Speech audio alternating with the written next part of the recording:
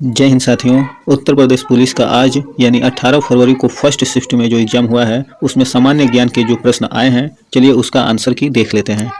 इसमें पहला क्वेश्चन पूछा गया है, क्वेश्चन नंबर 17 पे है, जीके का यहाँ से शुरू हो रहा है। इसमें पूछा गया है कि भारतीय संविधान के अनुसार अनुच्छेद 14 से 18 निम्नलिखित में से किस अधिकार से संबंधित है। तो ऑप्शन है ए संवैधानिक उपचारों का अधिकार, बी समता का अधिकार, सी शोषण के विरुद्ध अधिकार, डी धर्म की स्वतंत्रता का अधिकार। तो इसका राइट आंसर होगा समता का अधिकार, option B right answer. Next question देखते हैं। क्वेश्चन नंबर दूसरा पूछा है यानी 18 नंबर पे है, दिया है कि निम्नलिखित में से कौन सा दिन अंतर्राष्ट्रीय श्रमिक दिवस के रूप में मनाया जाता है, यानी अंतर्राष्ट्रीय श्रमिक दिवस किस दिन को मनाया जाता है। तो इसका राइट आंसर है ऑप्शन बी 1 मई। 1 मई को अंतर्राष्ट्रीय श्रमिक दिवस के रूप में मनाया जाता है। चलिए नेक्स्ट क्वेश्चन देखते हैं, 19 नंबर पे है। इसमें पूछा गया है कि निम्नलिखित में से कौन सा अम्ल पालक में मौजूद होता है। पालक में कौन सा अम्ल मौजूद होता है। तो ऑप्शन है ऑक्सैलिक एसिड, बी है लैक्टिक एसिड, सी है सिट्रिक एसिड और डी है एसिटिक एसिड। तो इसका राइट आंसर होगा ऑप्शन है ऑक्सैलिक एसिड। नेक्स्ट क्वेश्चन है क्वेश्चन नंबर 20। ये पूछा गया है कि 20 पे है कि सोल्जरिंग विथ डिग्निटी निम्नलिखित में से किस दिग्गज भारतीय सैन्य अधिकारी पर लिखा गया उपन्यास है। तो राइट आंसर इसका ऑप्शन देख लेते हैं। ए है PVC captain Vikram Batra, B है field marshal Sam Manekshaw, C है फील्ड मार्शल के.एम. करियप्पा और डी है सीडीएस बिपिन रावत। तो इसका राइट आंसर होगा option B field marshal Sam Manekshaw. Next question है 21 पूछा गया है कि कारपोरेट्स को राष्ट्रीय विकास में प्रभावी योगदानकर्ता बनाने के लिए नियामक और प्रशासनिक ढांचे की जिम्मेदारी भारत के निम्नलिखित में से किस मंत्रालय के अंतर्गत आता है। तो कारपोरेट्स को राष्ट्रीय विकास है, तो इसमें राइट आंसर होगा ऑप्शन सी कारपोरेट्स विकास मामलों का मंत्रालय। नेक्स्ट क्वेश्चन देखते हैं 22 पूछा गया है कि भौतिक अनुसंधान प्रयोगशाला निम्नलिखित में से कहाँ स्थित है। तो ये ऑप्शन है A Mysore, B Pune, C Ahmedabad, D Bengaluru. तो इसका राइट आंसर होगा ऑप्शन सी अहमदाबाद।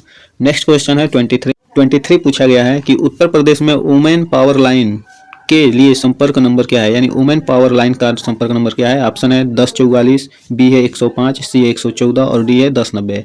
तो वुमेन पावर लाइन नंबर है 1090, राइट आंसर होगा ऑप्शन डी। नेक्स्ट क्वेश्चन है 24। इसमें दिया कि मामल्लापुरम उत्सव निम्नलिखित में से किस राज्य का त्योहार है। मामल्लापुरम उत्सव पूछा है, तो ऑप्शन देख लेते हैं। ए है गुजरात, बी तमिलनाडु, सी कर्नाटक और डी है उड़ीसा। तो इसका राइट आंसर होगा बी तमिलनाडु का त्योहार है मामल्लापुरम उत्सव। नेक्स्ट क्वेश्चन है 25। इसमें पूछा गया है कि निम्नलिखित में से कौन सा व्यय केंद्र सरकार की भौतिक या वित्तीय संपत्तियों के निर्माण के अलावा अन्य उद्देश्यों के लिए किया जाता है। ऑप्शन है ए कर व्यय, बी राजस्व व्यय, सी पूंजीगत व्यय और डी है अत्यधिक व्यय। तो इसका राइट आंसर है ऑप्शन बी राजस्व व्यय। नेक्स्ट क्वेश्चन है 26 पूछा गया है कि प्राचीन जैन और बौद्ध ग्रंथों के अनुसार कितने महाजनपद थे। ए है 16, बी 12, सी 14 और डी है 10। तो महाजनपद प्राचीन ग्रंथों के अनुसार 16 बताए गए हैं। नेक्स्ट क्वेश्चन देखते हैं 27 पूछा गया है कि निम्नलिखित में से कौन उत्तर प्रदेश के जिलों में सर्वोच्च रैंकिंग वाले पुलिस अधिकारी हैं कमिश्नरी के अलावा। तो पूछ रहा है कि एक जिला में सबसे बड़ा अधिकारी क्या होता है। तो देखिए, जिला में सबसे बड़ा अधिकारी अगर छोटा जिला हो तो एसपी होता है और बड़ा जिला हो तो एसएसपी होता है। तो ऑप्शन देखते हैं। ए है डीसीपी, बी है पीएसआई, सी है एसीपी और डी है एसपी। तो इसका राइट आंसर होगा option D SP. Next question देखते हैं। नेक्स्ट क्वेश्चन पूछा गया है 28 कि निम्नलिखित में से कौन सी फसल खरीफ की फसल नहीं है। ऑप्शन ए है सोयाबीन, बी मूंगफली, सी गेहूं, डी मक्का। देखिए, सोयाबीन, मूंगफली और मक्का ये तीनों खरीफ की फसल हैं। गेहूं खरीफ की फसल नहीं है, ये रबी की फसल है। तो इसका राइट आंसर होगा ऑप्शन सी गेहूं। नेक्स्ट क्वेश्चन है 29 पूछा गया कि निम्नलिखित में से कौन सा बंदरगाह भारत का सबसे बड़ा कंटेनर बंदरगाह है। जवाहरलाल नेहरू बंदरगाह, ऑप्शन डी इसका राइट आंसर है। नेक्स्ट क्वेश्चन देखते हैं, क्वेश्चन नंबर 30। इसमें पूछा है कि निम्नलिखित में से किस घटना के कारण मोहनदास करमचंद गांधी ने 1922 में असहयोग आंदोलन स्थगित कर दिया। ऑप्शन ए है बंगाल का विभाजन, बी चौरी चौरा घटना, सी लाला लाजपत राय लाठी चार्ज घटना और डी है जलियांवाला बाग नरसंहार। तो इसका राइट आंसर है चौरी चौरा घटना कांड। चौरी चौरा घटना हुई, उसके बाद गांधी जी ने असहयोग आंदोलन को स्थगित कर दिया था। नेक्स्ट क्वेश्चन देखते हैं। 31 पूछा गया है कि प्रसिद्ध यूनेस्को स्थल बोर्दो पोर्ट ऑफ मून निम्नलिखित में से किस देश में स्थित है। ऑप्शन है A China, B Austria, C France और डी है कोस्टा रिका। तो इसका राइट आंसर है France, option C France. Next question है 32। उत्तर प्रदेश में राजकीय स्वतंत्रता संग्राम संग्रहालय शहीद स्मारक निम्नलिखित में से किस स्थान पर है। ए है मेरठ, बी चौरी चौरा, सी गंगा घाट, डी मथुरा। तो इसका राइट आंसर है ऑप्शन ए मेरठ। नेक्स्ट क्वेश्चन देखते हैं, क्वेश्चन नंबर 33। 33 पूछा है कि उत्तर प्रदेश ने हाल ही में किस क्षेत्र में PMJY यानी प्रधानमंत्री जन आरोग्य योजना के कार्यान्वयन के लिए 2023 में पुरस्कार प्राप्त किया है।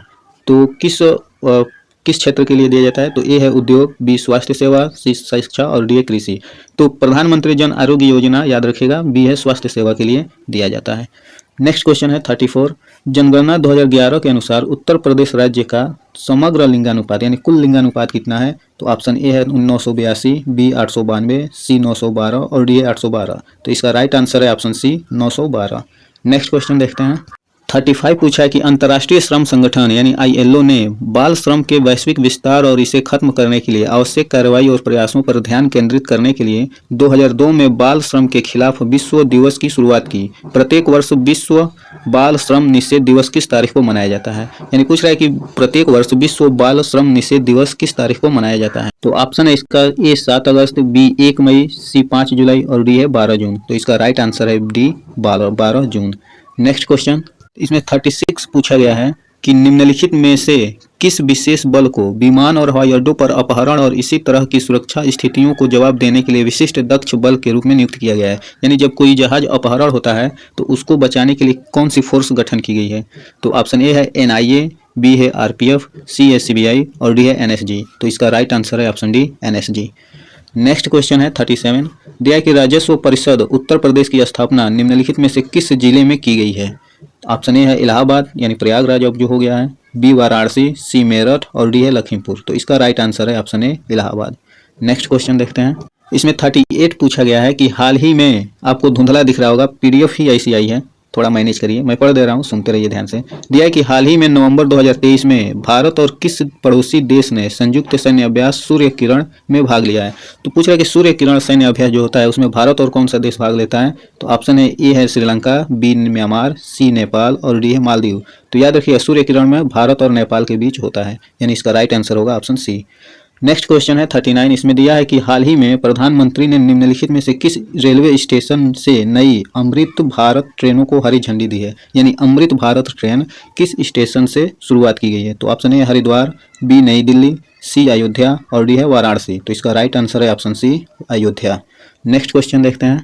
क्वेश्चन नंबर 40 है, निम्नलिखित में से किस राज्य के ब्लॉक ने नीति आयोग द्वारा घोषित एस्पिरेशनल ब्लॉक प्रोग्राम की पहली डेल्टा रैंकिंग में दूसरा स्थान प्राप्त किया है? तो option A Haryana, B Telangana, C Maharashtra, D Uttar Pradesh. देखिए इस रैंकिंग में तेलंगाना तो पहले स्थान पे है, ठीक है, दूसरे स्थान पर है उत्तर प्रदेश। तो इसका राइट आंसर होगा ऑप्शन डी उत्तर प्रदेश।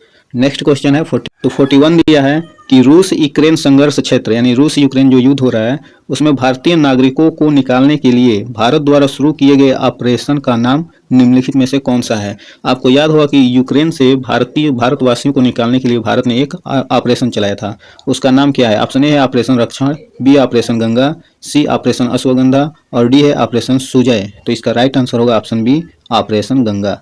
नेक्स्ट क्वेश्चन 42 दिया है कि निम्नलिखित में से किस देश ने 2024 में ब्रिक्स समूह में शामिल होने से इनकार कर दिया है? ऑप्शन ए है ईरान, बी रूस, सी अर्जेंटीना और डी है भारत। तो इसका राइट आंसर है अर्जेंटीना। अर्जेंटीना ने ब्रिक्स में शामिल होने से इनकार कर दिया है। नेक्स्ट क्वेश्चन देखते हैं। नेक्स्ट क्वेश्चन है 43। इसमें पूछा गया था कि 2016 में की गई नोटबंदी में किस मूल्य की मुद्रा को चलन से बाहर कर दिया गया था? यानी 2016 में जो नोटबंदी हुई थी उसमें कितने के नोट को बंद कर दिया गया, कितने के नोट को? तो ऑप्शन है 100 और 500, बी है 1000 और 500, सी है 1000 और 2000 और डी है 2000 और 500। तो हम जानते हैं कि 1000 और 500 के नोट को नोटबंदी के टाइम यानी 2016 में बंद कर दिया गया था और उसके जगह पर 2000 और 500 के नए नोट आए थे। तो इसका राइट आंसर होगा ऑप्शन बी 1000 और 500। नेक्स्ट क्वेश्चन देखते हैं 44। इसमें पूछा है कि उत्तर प्रदेश में साइबर अपराध मुख्यालय कहाँ स्थित है? ए है मेरठ, बी लखनऊ, सी प्रयागराज, डी कानपुर। तो इसका राइट आंसर होगा बी लखनऊ। नेक्स्ट क्वेश्चन है 45। इसमें पूछा है कि GST का तात्पर्य क्या है, यानी GST का फुल फॉर्म क्या है? तो GST का होता है गुड्स एंड सर्विस टैक्स। तो इसका ऑप्शन डी राइट आंसर होगा, ऑप्शन सी राइट आंसर है वस्तु एवं सेवा कर यानी goods and service tax. Next question देखते हैं। क्वेश्चन नंबर 46 पूछा गया है कि प्रधानमंत्री ने संत मीराबाई जन्मोत्सव में भाग लिया जो डैश में संत मीराबाई की 525वीं जयंती मनाने का कार्यक्रम था। यानी संत मीराबाई की कार्यक्रम कहाँ रखा गया था जन्मोत्सव मनाने के लिए? ऑप्शन ए है मथुरा, बी कुर्की, सी द्वारका और डी है ऋषिकेश।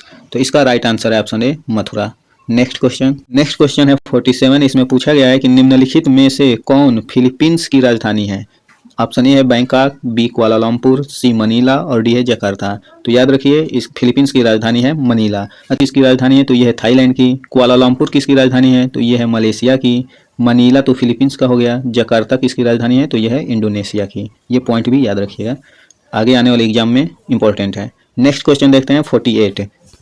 इसमें पूछा गया है कि राष्ट्रीय एकता दिवस किस तारीख को मनाया जाता है। राष्ट्रीय एकता दिवस सरदार वल्लभ भाई पटेल जी का जन्मदिन के रूप में मनाया जाता है।